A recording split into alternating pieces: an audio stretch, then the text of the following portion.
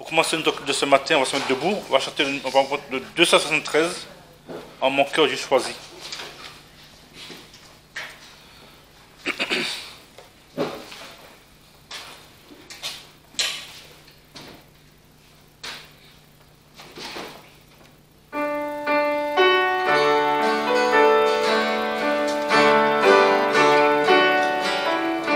Ensemble.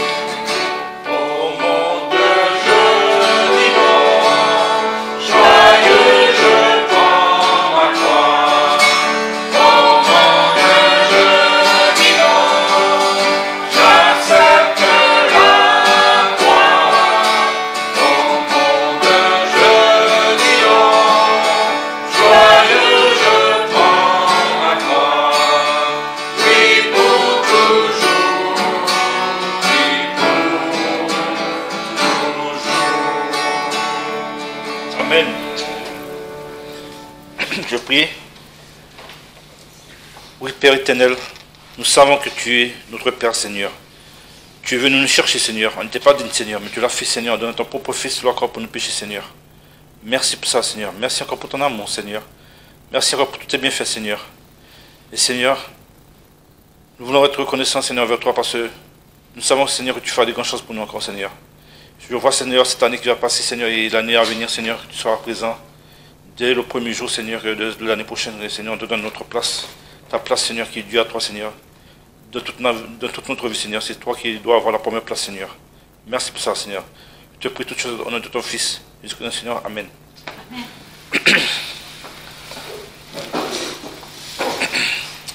On va passer au deuxième chant, le 262, mon cœur voudrait t'aimer.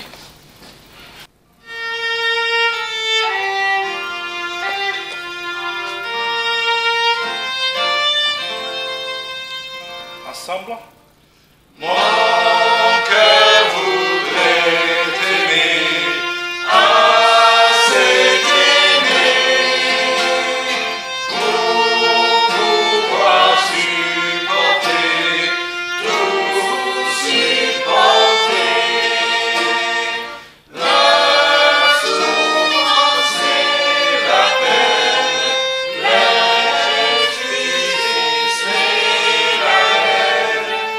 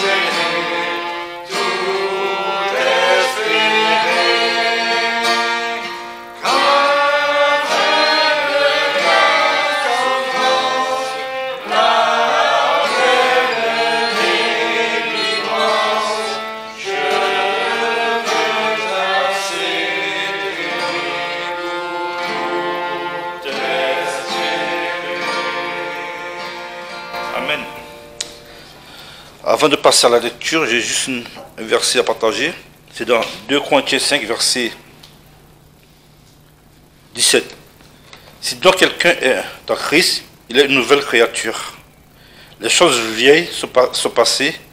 Voici toutes choses sont devenues nouvelles. Amen. On va passer au moment de la lecture. Ce soir 5 versets et je demande à Jean-Claude s'il veut bien le lire. Le premier c'est Matthieu 8, verset 19. Alors un scribe s'étant approché lui dit, Maître, je te suivrai partout où tu iras. Le psaume 18, versets 2 à 3. Il dit donc, je t'aimerai, ô Éternel, qui est ma force. Éternel, mon rocher, ma forteresse et mon libérateur, mon Dieu, mon rocher où je me réfugie, mon bouclier, la force qui me délivre, ma haute retraite. 1 Jean 5, verset 13. Je vous ai écrit ces choses à vous qui croyez au nom du Fils de Dieu, afin que vous sachiez que vous avez la vie éternelle, et afin que vous croyiez au nom du Fils de Dieu.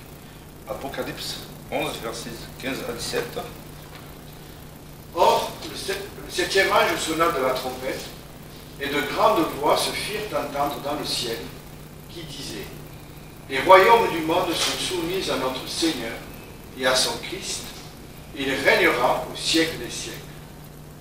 Et les 24 anciens qui sont assis sur leur trône devant Dieu se prosternèrent sur leur face et adorèrent Dieu en disant, nous te rendons grâce, Seigneur Dieu Tout-Puissant, qui est et qui était et qui sera, de ce que tu as pris en main ta grande puissance et de ce que tu es entré dans ton règne.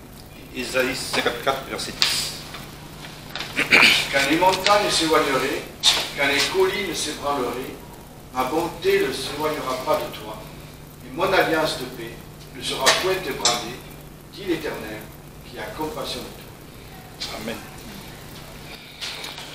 Amen. C'est des versets qui ont été inspirés par les auteurs des chants.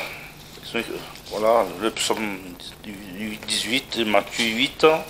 C'est l'auteur des chants, ils ont choisi ces versets.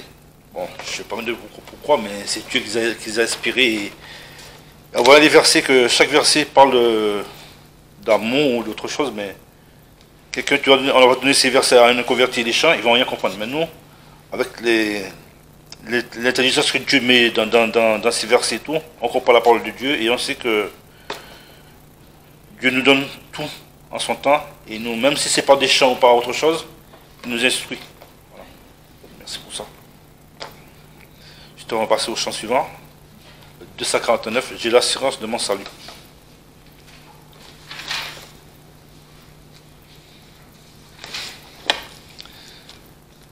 Notre salut, c'est en Jésus-Christ.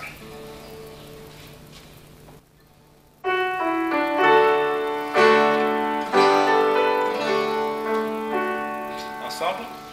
J'ai l'assurance de mon salut, à la présence du Seigneur Jésus, car par son sang il m'a racheté, et l'Esprit Saint m'a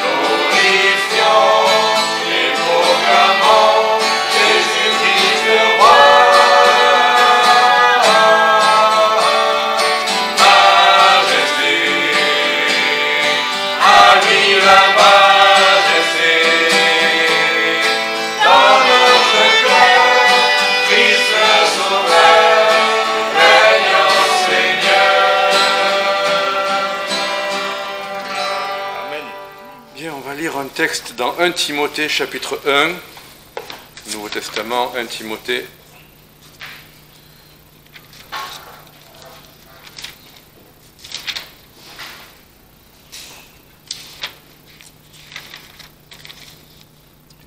À partir du verset 12. Alors c'est intéressant parce que on va voir en lisant ce texte que l'apôtre Paul lui-même est en train de commencer un partage. C'est un partage, c'est à la fois la parole de Dieu, mais c'est aussi un partage. Donc on va lire ce texte et je vais demander à Antoine si d'abord il veut bien prier pour le message.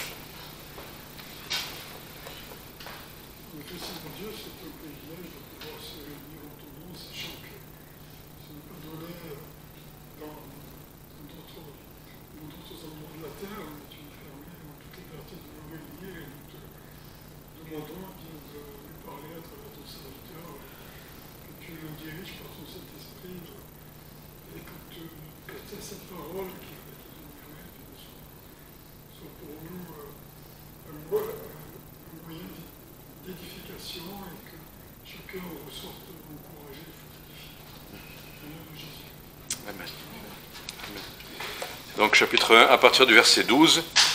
« Et je rends grâce à celui qui m'a fortifié, à Jésus-Christ notre Seigneur, de ce qu'il m'a jugé fidèle, en m'établissant dans le ministère, moi qui étais auparavant un blasphémateur, un persécuteur, un homme violent, mais j'ai obtenu miséricorde, parce que j'agissais par ignorance, étant dans l'incrédulité. Et la grâce de notre Seigneur a surabondé en moi, avec la foi et la charité qui est en Jésus-Christ. Cette parole est certaine et digne de toute confiance, c'est que Jésus-Christ est venu au monde pour sauver les pécheurs, dont je suis le premier.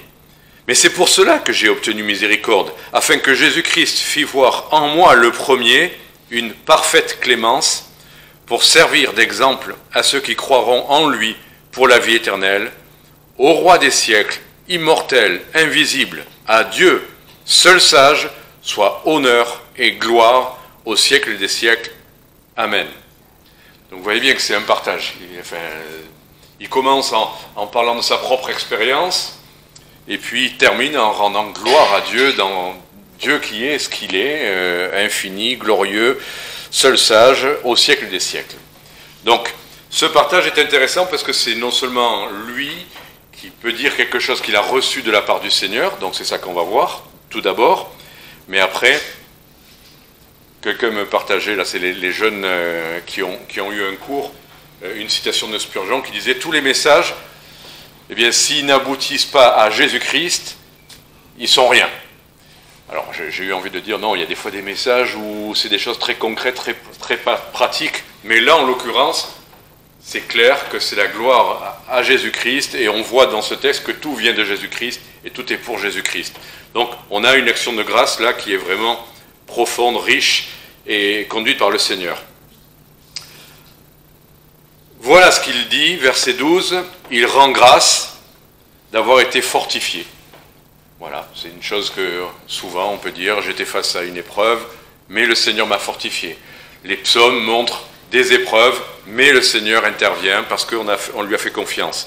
Mais aussi fortifié dans un but bien précis, il dit, parce que le Seigneur l'a établi dans le ministère. Donc vous voyez, là, on n'a pas tous le ministère de l'apôtre Paul, mais on a tous reçu un ministère de la part du Seigneur. Il y a toute la question des dons. Et étonnamment, Paul dit de ce qu'il m'a jugé fidèle, comme si c'était la fidélité de Paul qui pouvait faire que Dieu va lui donner un ministère, comme si, voilà, Dieu savait à l'avance qui était Paul. Mais en fait, justement, quand il continue, il ne peut dire au verset 14 que c'est parce que la grâce du Seigneur a surabondé en lui. C'est pas de dire j'y arrive, je suis capable, je suis fidèle, je suis persévérant. La grâce, c'est un peu ce qu'il dit à un autre moment quand il dit bon, ma grâce suffit, bien sûr, ça sert souvent, ma grâce te suffit, voilà ce qui le soutient. Mais c'est ça dont Paul pouvait parler sans arrêt, même quand il disait j'ai travaillé plus qu'aux tous, mais il ne dit pas pour dire ouais, je suis meilleur que les autres, il dit parce que la grâce de Dieu a été là, qui m'a permis de travailler. Donc, de toute manière, c'est la grâce qui surabonde. Et puis, versets 13 et 16, il a cette même phrase. Verset 13, il dit « Mais j'ai obtenu miséricorde ». Verset 16, c'est pour cela que j'ai obtenu miséricorde. Donc, le ministère, servir le Seigneur d'une manière ou d'une autre, que ce soit bien sûr en témoignant, en prêchant, en enseignant ou avec des ministères officiels, mais il y a aussi toutes les choses qu'on peut faire pour le Seigneur. Rappelons-nous que si le Seigneur nous juge fidèles, c'est surtout qu'on a obtenu miséricorde. Ce n'est pas selon ce qu'on est digne ou méritant. Il y a une petite chose qu'il faut relever aussi, il dit qu'il a reçu grâce sur grâce, que la miséricorde a surabondé pour lui, mais de quoi s'agit-il? J'aimais bien me dire, ben voilà, on fait ce qu'on peut dans le ministère, on fait des erreurs, on a des faiblesses, on ne fait pas toujours tout ce qu'il faut, des fois on va trop loin, voilà, on veut servir le Seigneur mais on en fait un peu trop, ou des fois on n'en fait pas assez, ou on ne fait pas ce qu'il faut, ou on ne fait pas bien ce qu'il faut, et ça, le quotidien nous montre qu'on n'est pas loin de là parfait, et je voulais croire que c'était ça dont il était question, que la grâce de notre Seigneur surabonde. C'est vrai, mais ce n'est pas de ça dont il parle, puisque quand il dit ça, c'est au verset 13, il dit « Moi, qui étais auparavant un blasphémateur, un persécuteur, un homme violent, mais j'ai obtenu miséricorde. » Donc la miséricorde, bien sûr, c'est au quotidien, mais principalement, c'est savoir ce qu'on a été avant de connaître le Seigneur, d'avoir été aussi indigne de porter son nom et de parler de lui, quoi qu'on ait pu être, quoi qu'on ait pu faire. Lui, il parle de violence, de blasphème, de persécution, donc il était loin d'être un gentil garçon dont le Seigneur pourrait se servir. Non, c'était le pire, mais la grâce a surabondé. Donc c'est de ça dont il est question dans ce texte. Voilà. Bien sûr, c'est aussi nos faiblesses que le Seigneur auxquelles le Seigneur peut pallier, mais c'est principalement ce qu'on a été avant qui pourrait nous faire honte, des choses dont on pourrait rougir aujourd'hui. Ben, le Seigneur dit « Tu as obtenu miséricorde, ma grâce surabonde ». Voilà, c'est la première chose. Et on se dit « Mais pourquoi, Seigneur, pourquoi tu ne prends pas quelqu'un qui aurait eu un meilleur témoignage avant? Pourquoi prendre justement presque les pires ?» Ben justement, il le dit au verset 16, « J'ai obtenu miséricorde afin que Jésus-Christ fît voir en moi le premier une parfaite clémence. » Voilà, si Dieu a pu utiliser quelqu'un qui était aussi loin dans le blasphème, la violence, eh ben, c'est que n'importe lequel d'entre nous, n'importe laquelle des personnes à qui on pourrait annoncer l'évangile peut se dire, si Dieu l'a utilisé lui, si Dieu lui a fait grâce à lui, à moi aussi, il peut faire grâce, il peut montrer une parfaite clémence. J'aime bien parfaite clémence, pas une... Oui, bon, ça va, on t'accepte encore, on est patient, mais attention. Non, une parfaite clémence, c'est-à-dire tout peut être effacé, et pour tout, le Seigneur peut nous faire clémence, miséricorde. Voilà, ceci étant dit, eh bien, c'est surtout le verset 15 qui a retenu mon attention. Cette parole certaine est digne de toute confiance. Quelle est cette parole certaine et digne de toute confiance? Eh bien, c'est que Jésus-Christ est venu au monde pour sauver les pécheurs. S'il y a bien une chose dont on peut parler, dont on peut témoigner avec certitude, il y a des sujets dans toute notre doctrine où on pourrait dire, bon, il y a des petits détails, je veux bien croire que, bon, moi je crois comme ça, j'ai acquis cette conviction, mais il y a d'autres versets, on comprendrait que d'autres personnes, voilà, tous les détails de notre théologie n'ont pas la même, c'est pas la question de même importance, mais en tout cas, il y a bien une chose qui est certaine et entièrement digne d'être reçue, c'est cette pensée-là. C'est ça J'ai été invité par un ami hier à la commémoration le 11 novembre, c'est la commémoration de la victoire 14-18. Et il y avait des drapeaux, il y avait des chants, très belle chorale d'ailleurs, enfin bon, il y avait des autorités qui étaient là, enfin, ça me faisait drôle, c'était la première fois de ma vie que j'allais à une commémoration, mais j'y suis allé par amitié pour la personne, et il m'a montré les drapeaux, il me dit, tu sais ce qui est la pointe là du drapeau? Il y a le drapeau, mais la pointe, Ça s'appelle, je ne sais pas, une pointe. Il me dit non, ça s'appelle un aigle, la pointe du drapeau. Notre drapeau à nous, ce qu'on doit montrer, ce n'est pas notre identité nationale. Notre drapeau à nous, avec toutes ces couleurs de Christ, c'est l'aigle, c'est Jésus-Christ. Il est venu sauver des pécheurs. S'il y a bien une chose que les gens doivent voir et entendre, c'est Jésus-Christ, une parole certaine, entièrement digne d'être reçue, c'est que Jésus-Christ est venu sauver les pécheurs.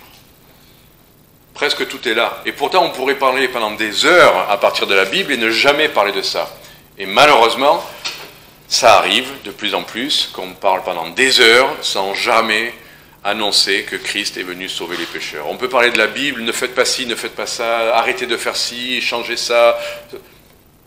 Des heures de messages sur l'amour, et des choses vraies, des choses bibliques, mais sans se rappeler, sans revenir à ce qui est vraiment l'origine, la pointe, la puissance, le message, c'est que Jésus-Christ est venu sauver les pécheurs. Des gens font de Jésus-Christ un révolutionnaire, en font le plus gentil des hommes, en font celui qui est pour les pauvres, et on veut s'identifier à tout ça, le prendre comme exemple, mais Jésus-Christ est venu sauver les pécheurs. Avant de nous dire quoi faire ou quoi être, ou comment être, eh bien c'est qu'il est venu sauver les pécheurs. Si vous prenez une concordance et que vous tapez « sauver », vous seriez surpris du nombre de fois où le Seigneur parle de sauver, de sauveur. Enfin, c'est incroyable le nombre de fois. Moi j'en ai relevé juste 4, les principaux. Matthieu, on va aller vite, mais Matthieu 18, 11.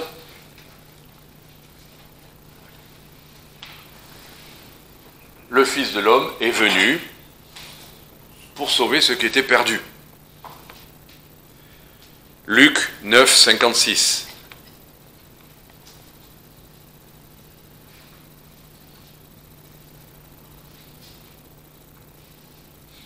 Le Fils de l'homme n'est point venu faire périr les hommes, mais les sauver.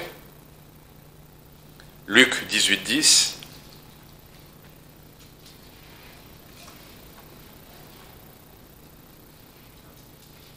C'est pas la bonne référence. Bon, enfin, sinon Jean 12, 47. Je ne sais pas pourquoi je me suis trompé, j'aurais dû vérifier.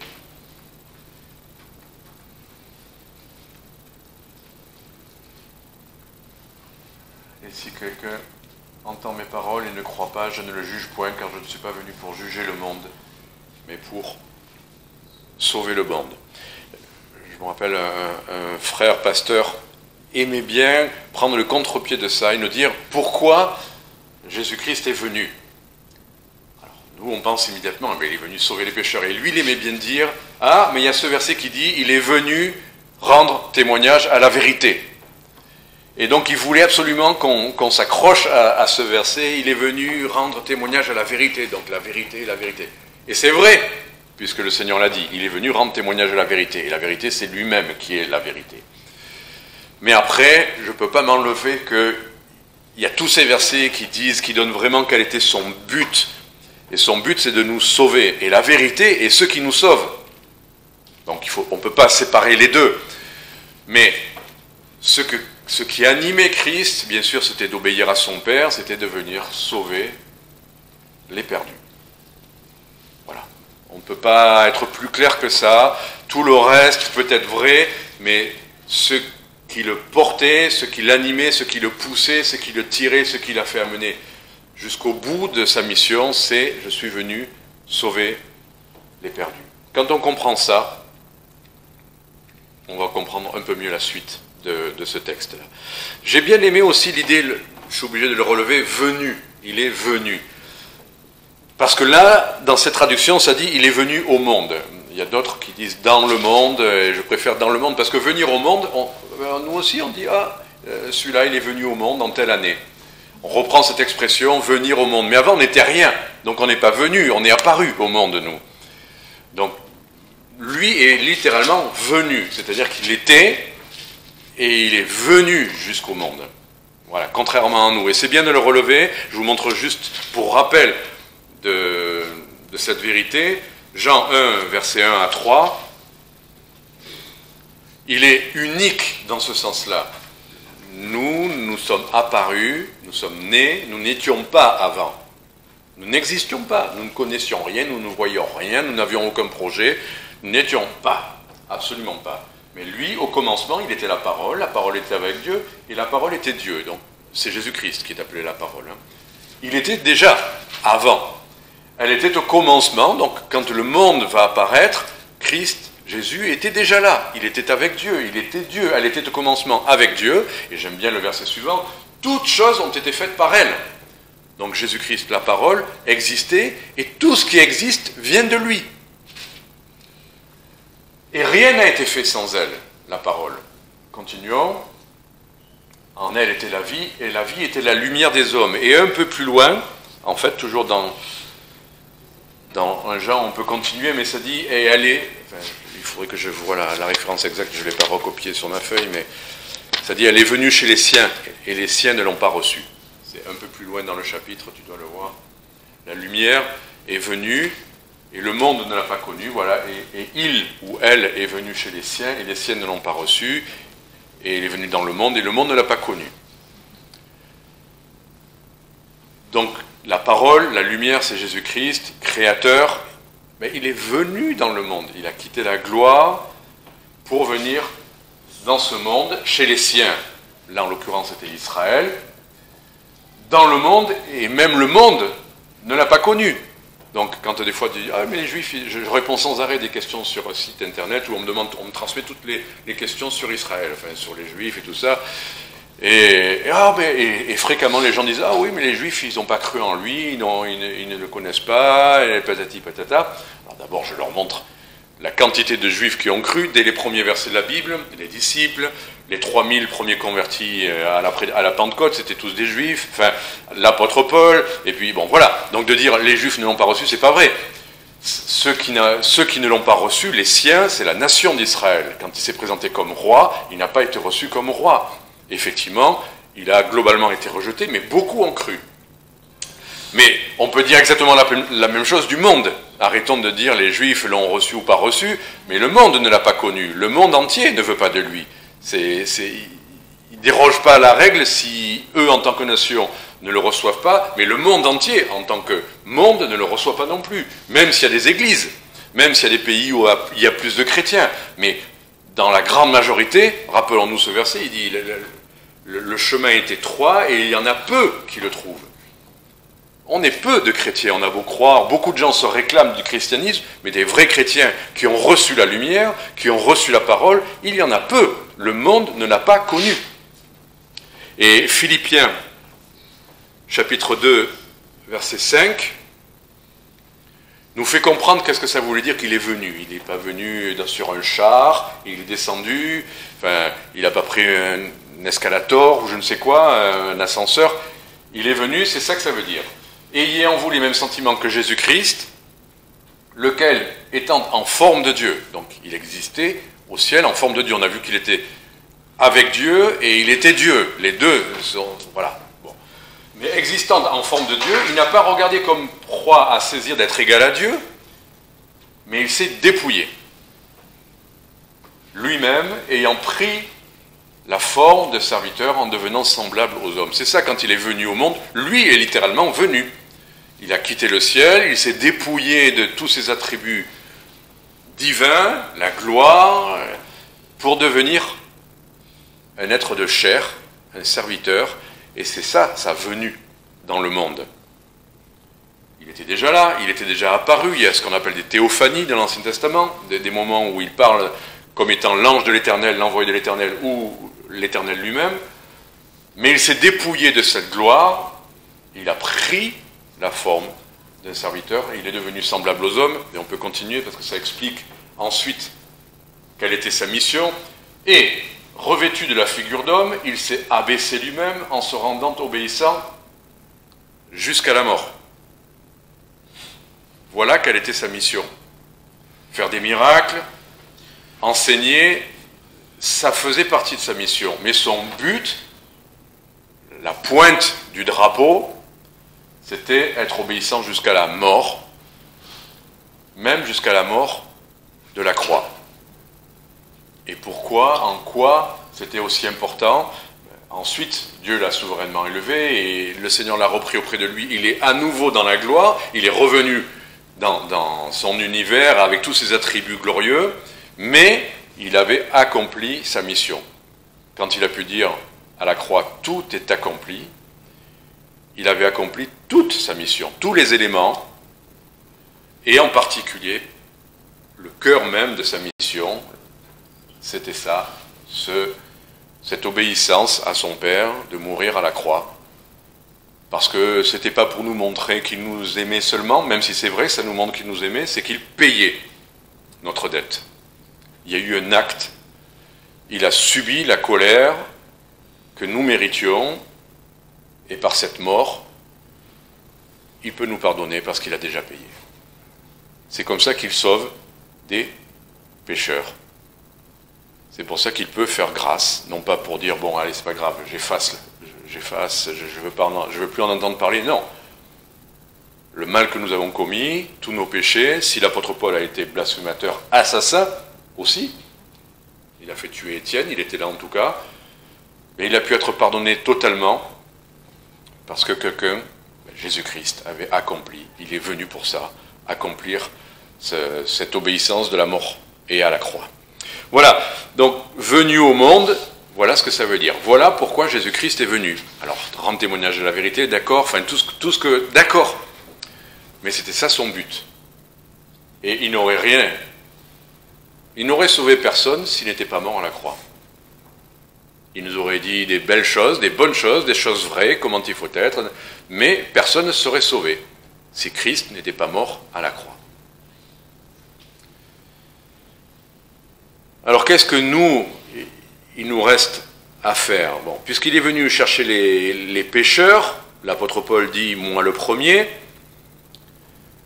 maintenant qu'on est sauvés, super, on va tous répéter, jour après jour, je suis sauvé, je suis sauvé, je suis sauvé. Bon, il y a un chant qui dit ça, hein, où il y a, je ne sais pas, 7 ou 8 strophes qui dit « Je suis sauvé, je suis sauvé, je suis sauvé, je suis sauvé, je suis sauvé, je suis sauvé. » Attention, « Et par son sang, il m'a lavé. » Bon, c'est bien, au moins on a compris qu'on peut le dire. Et des fois, on oublie ça. Et des fois, on l'oublie malheureusement. On oublie le privilège qu'on a. L'apôtre Paul ne l'oubliait jamais. Hein. Et il est venu sauver... Moi le premier, enfin, et c'est pas juste de la théologie, je suis sauvé, et on devrait se le rappeler. Mais ensuite, si on revient au texte, revenons à 1 Timothée, chapitre 1. Bon là d'ailleurs on va passer à la limite, à la suite du texte, au chapitre 2, verset 1. Maintenant qu'il nous a donné un ministère, maintenant que le Seigneur nous dit qu'il veut vous montrer en nous toute sa clémence, la perfection de sa clémence, comment ça va se passer? Qu'est-ce qu'on doit faire, nous, alors? Bien, donc, voilà ce qu'il nous dit. Après, est-ce qu'il nous dit, bon, faites une campagne d'évangélisation, imprimez des traités, prêchez dans la rue? C'est pas ça. Après avoir dit ce qu'il a dit, voilà, il dit, je recommande donc, avant toute chose, qu'on fasse des requêtes, des prières, des supplications et des actions de grâce pour tous les hommes. Avant même de sortir ou d'évangéliser ou de parler ou de je ne sais pas quoi, il dit la première chose c'est les prières. Et prier pour tous les hommes. La suite du verset, on va continuer. Pour les rois et pour tous ceux qui sont constitués en dignité. Alors je m'arrête là avant de donner la suite. Parce que souvent les gens s'arrêtent là aussi dans leur tête. Ils disent, je vais prier pour les rois, pour ceux qui sont constitués en dignité, parce que Dieu veut que tout le monde soit sauvé, donc pourquoi pas les rois? Et il y a des gens qui se spécialisent et qui veulent aller évangéliser justement les gens qui ont des positions sociales élevées. Il y a des sectes qui fonctionnent comme ça, qui visent les gens dans l'environnement du gouvernement, ou qui cherchent à les placer, ou je ne sais quoi, mais c'est pas ça dont il est question là. Quand il est dit de prier pour cela, c'est même pas la suite, c'est la suite, mais pas obligatoirement liée à la phrase précédente. C'est pour les rois et pour ceux qui sont constitués en dignité, afin, là on a le but, pas afin qu'ils soient sauvés, bien que Dieu veut aussi les sauver, mais afin que nous puissions mener une vie paisible et tranquille en toute piété et honnêteté. Là on ne comprend pas. Il prie pour tous les hommes, et on pourrait dire, il fait un peu la liste, il met les rois, mais il va dire, et aussi les pauvres, et aussi, il n'y a pas que les rois qui doivent être sauvés. S'il dit tous les hommes, ça ne veut pas dire que les rois. Mais non, c'est deux idées différentes. Il veut que tous les hommes, on prie pour tous les hommes, ok, et il nous donne une idée précise, là, pour les rois et ceux qui sont en dignité. Pourquoi? Mais pour qu'on puisse mener une vie paisible et tranquille, en toute piété et honnêteté. On pourrait dire, attends, son but c'est quoi? C'est que les gens soient sauvés ou que nous, notre vie, elle soit cool, qu'elle soit paisible, que personne ne nous embête. C'est pas opposé. On va voir pourquoi c'est pas opposé. Et j'ai compris ça pour la première fois en préparant ce message. Si on continue, n'oubliez pas cette idée. Il veut qu'on prie pour qu'on puisse mener une vie paisible en toute piété et toute honnêteté. Cela est bon et agréable aux yeux du Sauveur. Voilà, ça fait plaisir au Seigneur que nous puissions vivre notre foi en toute paix et piété. Ça lui est agréable parce qu'il veut que tous les hommes soient sauvés et qu'ils parviennent à la connaissance de la vérité. Et là, on ne comprend plus. Voilà. Est-ce qu'il veut juste qu'on puisse vivre pleinement notre vie chrétienne en tant qu'Église? Et ça lui est agréable de voir qu'on chante, qu'on le loue, qu'on le sert, ça lui est agréable, mais ça lui est agréable parce qu'il veut que tous les hommes soient sauvés et qu'ils parviennent à la connaissance de la vérité. Comment on comprend? C'est comme si on passait d'un sujet à un autre et d'un sujet à un autre. Pourtant, il y a des mots de coordination, donc car, et il veut que, tout ça c'est associé. Comment on le comprend?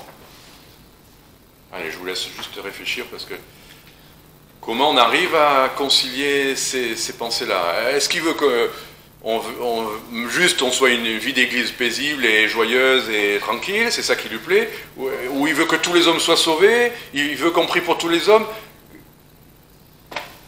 Enfin voilà, est-ce que c'est deux choses séparées? Ou est-ce que c'est deux choses qui vont ensemble? Parce qu'il y a des églises qui vivent très bien ensemble et qui ne vont pas chercher les âmes sauvées, qui ne s'en soucient pas, et d'autres qui passent leur temps à évangéliser, mais qui ne se soucient pas de la vie de l'Église. Alors,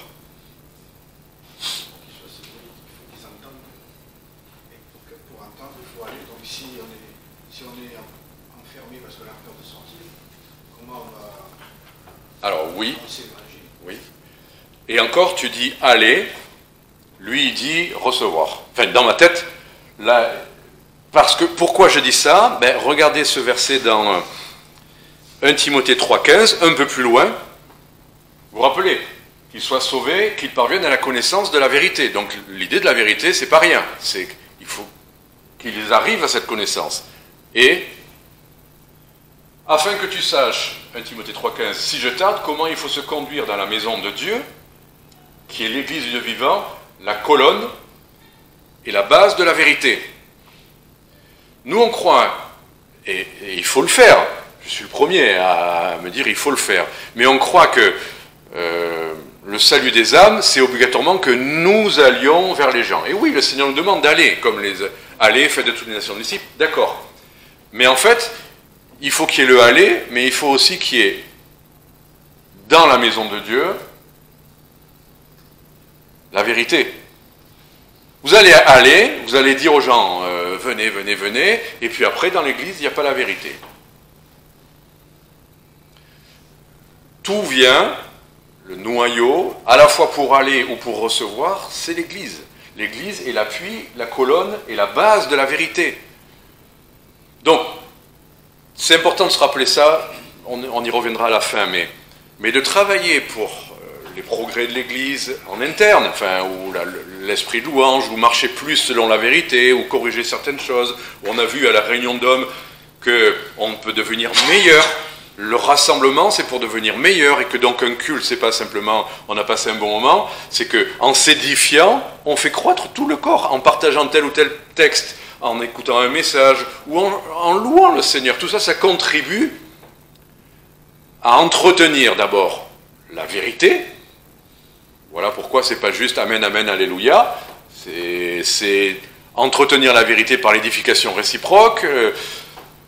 Et puis, si l'Église est solide dans la vérité et elle marche dans la vérité, ben les gens qui viendront entendront la vérité. Et ils parviendront à la connaissance de la vérité.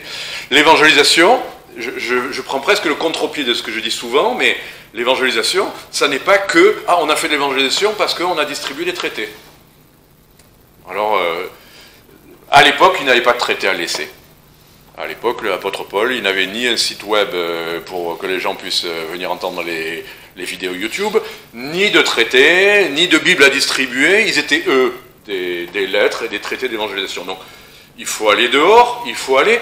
Mais voilà pourquoi il est si important aussi d'entretenir la vérité et la vie de l'Église telle qu'on la voit dans les Écritures, parce que c'est comme ça aussi que des gens sont évangélisés. Si c'est pas ici, où est-ce que ça va être? C'est juste au rond-point du Prado, ou juste à la place de la Belle de Mai, ou à Castellane, ou je sais pas où? Non. Le Seigneur a voulu l'Église, et le Seigneur s'est pas trompé. Il n'a pas opposé ceux qui évangélisent et ceux qui se réunissent en assemblée.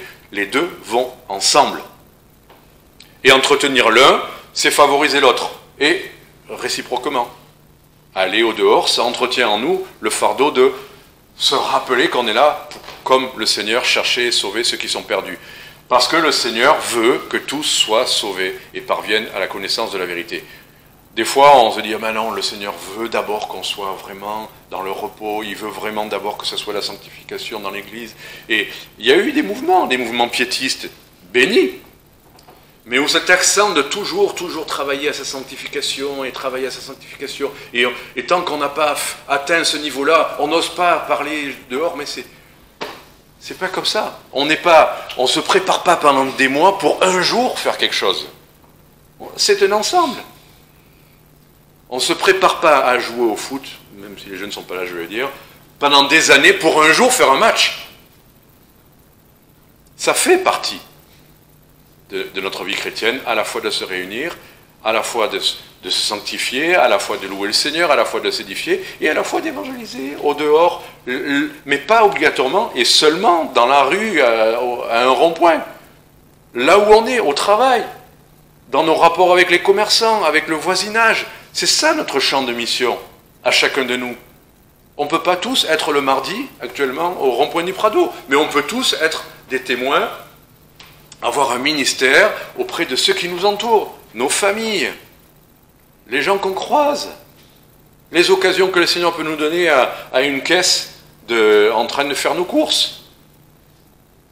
J'ai eu des occasions de témoignage un jour, allez, à Montauban, je m'en souviens, on faisait des courses et j'étais avec un jeune de l'église, et avec un caddie, puis je sais pas, hop, en rangeant le caddie, j'échange un mot avec le monsieur, et puis pop, on commence à parler, et on a parlé 1 heure là sur le parking, et le jeune après, oh, là, tu as évangélisé, mais j'ai dit, mais c'est n'importe quand. Une autre fois, dans Montauban, il se met à pleuvoir des trombes. On s'abrite, toujours avec ce jeune là, on s'abrite, et il y a un autre monsieur qui arrive et qui s'abrite. Tout le temps où il a plu ces trombes-là, on a parlé du Seigneur. Ça s'est arrêté, il est parti, il avait reçu l'Évangile. Chaque occasion, favorable ou non. L'évangélisation, c'est ça. Avoir comme le Seigneur, et il nous le rappelle, il veut que tous soient sauvés. Ça veut dire que la personne à côté de vous, si le Seigneur vous le permet, parlez-lui. Vous ne pourrez pas parler à tous les gens, mais qui sait? Vous prenez un bus, vous êtes assis à côté de quelqu'un, donnez peut-être un traité ou échangez quelques mots. C'est vrai qu'on croit qu'on a fait de l'évangélisation si on a sorti un traité et qu'on l'a laissé dans la main de la personne. Mais des fois, peut-être que c'est commencer à parler. Les Marseillais, ils parlent. Hein. Si vous leur parlez, il n'y a pas de souci. Hein. Vous avez remarqué, non? Voilà. Et donc, notre but, c'est que ça doit être celui qui est du Seigneur. Le Seigneur est venu chercher et sauver ceux qui étaient perdus, il est venu sauver les pécheurs. Ce que Dieu veut Voilà, c'est chapitre 2, il veut que tous les hommes soient sauvés. Verset 4, il veut que tous les hommes soient sauvés. Il le veut. Et qu'ils parviennent à la connaissance de la vérité. Et ensuite, il dit, parce qu'il y a un seul Dieu, un seul médiateur entre Dieu et les hommes. Verset 5. Jésus-Christ, homme, qui s'est donné lui-même en rançon pour tous. C'est là le témoignage rendu en son propre temps.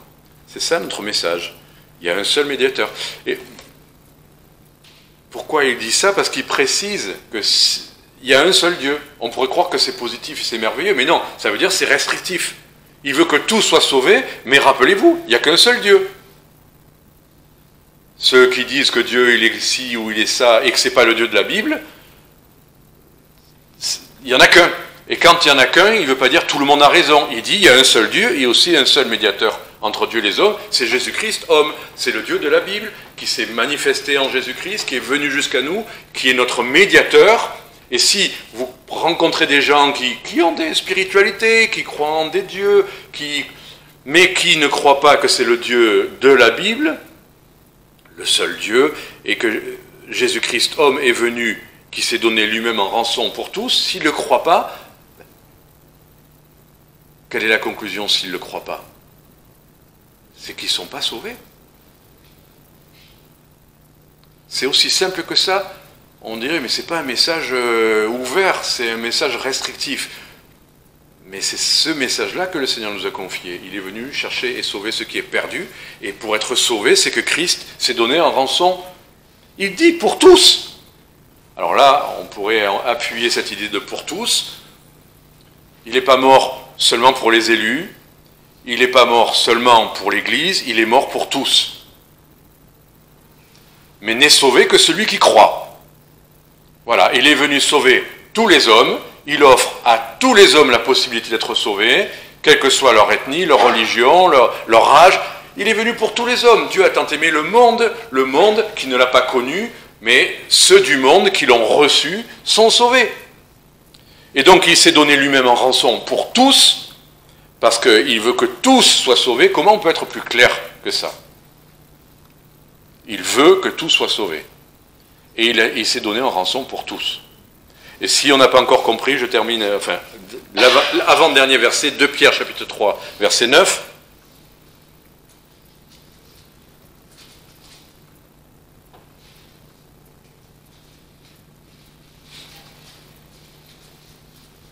Le Seigneur ne retarde point l'exécution de sa promesse, comme quelques-uns croient qu'il y ait du retard. Là, il parle de son retour. Mais il use de patience. Ça vous arrive pas ces derniers temps de prier que le Seigneur revienne quand on voit les guerres et qu'on espère la paix enfin, que les gens arrêtent de s'entretuer, qu'il y ait plus et qu'on voit le pire peut-être se profiler? On dit Seigneur reviens, arrête tout ça. Et il a promis qu'il arrêterait les guerres, il va briser tout ça. Mais pourquoi tu attends? Pourquoi? Le Seigneur, il le dit, il use de patience. Envers nous, nous voulons qu'aucun périsse, mais que tous parviennent ou viennent à la repentance. Il ne veut qu'aucun périsse. Et justement, ce temps de patience qui est si douloureux, l'est à plus forte raison pour lui, qui aime les créatures, qui aime la terre, qui aime ses enfants, et qui voit ce monde souffrir, s'entretuer, être violent, cruel, mais il retient sa colère. Parce que son retour va être pour la colère. Son retour, c'est pour établir la paix. C'est vrai, mais ça va être par d'abord s'abattre sa colère sur la terre. Donc si on soupire à Seigneur reviens et interrompt ça, rappelez-vous que quand il va revenir, ça va être effroyable. Parce qu'il va punir ceux qui n'obéissent pas à l'évangile. Et là, ça sera juif ou palestinien ou américain ou frère de je ne sais quel pays. Ça sera pareil, ceux qui n'obéissent pas à l'évangile. Mais il patiente encore, il retient encore sa colère parce qu'il veut qu'aucun périsse. Donc, il veut que tous soient sauvés, il veut qu'aucun périsse, c'est la même chose. C'est soit sauver, soit périr. Et il n'y aura pas de troisième, oui, là, on rentre dans la tribulation, mais peut-être que... notre charge, notre ministère aujourd'hui, c'est de participer à cette œuvre, de chercher ceux qui sont perdus et leur faire connaître l'Évangile. Voilà pourquoi 1 Corinthiens 9, 22 et 23, là c'est le dernier verset, voilà pourquoi l'apôtre Paul, qui avait bien compris, bien intégré la vision de pourquoi le Seigneur Jésus était venu, voilà pourquoi il parle des juifs et des non-juifs là, mais il dit « J'ai été comme faible avec les faibles, afin de gagner les faibles, je me suis fait tout à tous, afin d'en sauver de toute manière quelques-uns. » Bon, juste avant, il dit « Avec les juifs, j'ai été comme juif, avec les non-juifs, comme non-juifs. » Donc, il s'est adapté. Tout ce qu'il pouvait faire, voilà, on pourrait dire, tout ce que je fais, je me fais tout à tous, je m'adapte à toutes, à tous, à tous les contextes, à toutes les situations, à tout... parce que je veux en sauver de toute manière quelques-uns. C'était ça le but de la vie de l'apôtre Paul. Alors il a travaillé à l'enseignement des églises, il a fait plein de choses, il a écrit les épîtres, enfin, il a établi des anciens, il a fait des choses qui sont tous les ministères possibles pour l'église, tous les noms de ministères. Mais tout ça, c'était dans un seul but, c'était d'en sauver de toute manière quelques-uns. Alors on pourrait dire, oui, je fais tout pour la gloire de Dieu. C'est vrai. Au bout du compte, on aura tout fait pour la gloire de Dieu. Mais est-ce que nos pères, tous ceux qui nous entourent,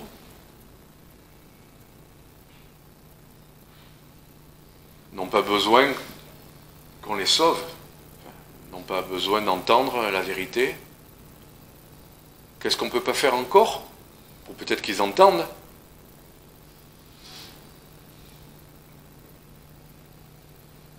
Voilà.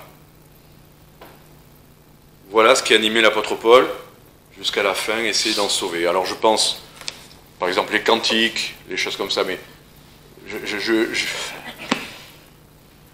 vraiment envie d'enregistrer les prochains cantiques. Voilà, ça. Mais c'est surtout parce que je sais que ça peut participer. C'est pas juste une frustration de oh là là, tous ces cantiques qui sont là, qui servent à rien. C'est comme si on a une bonne recette et qu'il n'y a personne qui en mange, quel dommage. Non, c'est pas ça. Ça peut même contribuer au salut des âmes, parce qu'il y a des cantiques qui sont sur la croix. Enfin, et quand je serai plus là, ça continue le travail. Tout ce qu'on fait, travailler pour l'Église, former des futurs, c'est qu'on n'est pas toujours là. Mais ceux qui auront été formés, ceux qu'ils auront reçus, ceux qui auront été équipés, vont continuer. Confier à des hommes fidèles, voilà, de Timothée 2, ce que tu as reçu de moi, dit l'apôtre Paul, confie-le à des hommes fidèles, qui à leur tour seront capables de l'enseigner à d'autres. On veille à la transmission, parce qu'on veut que des âmes soient sauvées, même après nous. On travaille de proximité, notre voisinage, notre famille, notre vivant, mais ce qu'on fait, c'est de faire ce qu'on peut pour que d'autres le fassent. Plus loin, plus longtemps. Voilà, alors faisons tout, que ce soit notre but ultime, que des âmes soient sauvées. Distribuons, organisons, travaillons avec l'Église, formons, enfin, sauvez les pécheurs. Que le Seigneur vous bénisse.